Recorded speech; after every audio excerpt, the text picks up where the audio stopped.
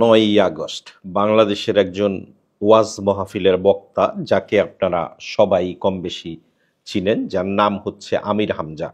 Those involved in a sermon by a radical bunch that non-Muslims were kafirs, that means infidels. He held up extremists as examples of religious piety, and he told his audience, the Bangladeshi workers, that they should do the same. আমির হামজাকে সিঙ্গাপুরে যারা চাকরি করেন তারা দাওয়াত করে নিয়ে আসছিলেন ওয়াজ মাহফিল করার জন্য।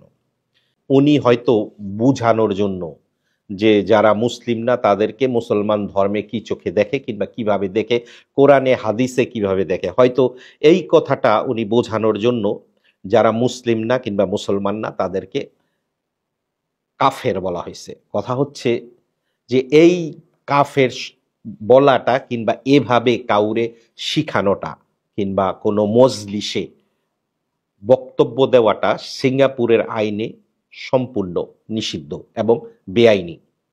আমি মালয়েশিয়াতে অনেক ওয়াজ মাহফিল করে দেখি, অনেক আপনারা দেখছেন কিনা আমার জানা নাই। আমি আজকে পর্যন্ত মালয়েশিয়াতে একটা ওয়াজ মাহফিলে চিৎকার করতে দেখি নাই, যে চিৎকার চেঁচামেচি এবং অন্য ধর্মরে ছোট করা, অন্য কাউরে ছোট করা কিংবা রাজনৈতিক কোনো আলাপ আলোচনা কোনো ওয়াজ মাহফিলে করতে দেখি আমি আজকে পর্যন্ত দেখি নাই। কোনো রাজনৈতিক বিষয়ে কিংবা কোনো অন্য ধর্মের অবলম্বীরে তার ধর্মের ব্যাপারে কোনো কথা বলা কখনোই আমি এটা দেখি নাই। মালয়েশিয়াতেও একটা ইসলাম কান্ট্রি, এবং আপনি যদি দেখেন যে ইন্দোনেশিয়া পৃথিবীর মধ্যে, যদি আমি ভুল না বলি, ইন্দোনেশিয়া হচ্ছে সব থেকে বড় মুসলমান কান্ট্রি। সেই জায়গায় আপনি দেখবেন খ্রিস্টান ধর্ম, বৌদ্ধ, হিন্দু সবাই একসাথে বসবাস করে। ওই জায়গাতেও ইন্দোনেশিয়াতেও কিন্তু ওয়াজ মাহফিল হয়, কিন্তু কখনোই আপনি শুনবেন না যে বাংলাদেশের মতো এমন চিৎকার চেঁচামেচি, মিথ্যা কথা বলা, বিভিন্নভাবে আরেক ধর্মরে কটূক্তি করা, এগুলি কোনো জায়গায় নাই, শুধু আছে আমাদের দেশে। যাই হোক, আমি কাউরেই এই জায়গায় দোষারোপ করতে চাই না কিংবা কে খারাপ কে ভালো সেটাও বলতে চাই না।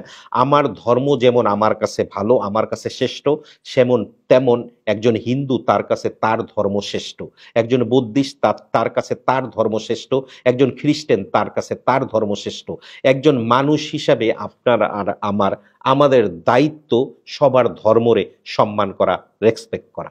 ভালো থাকবেন।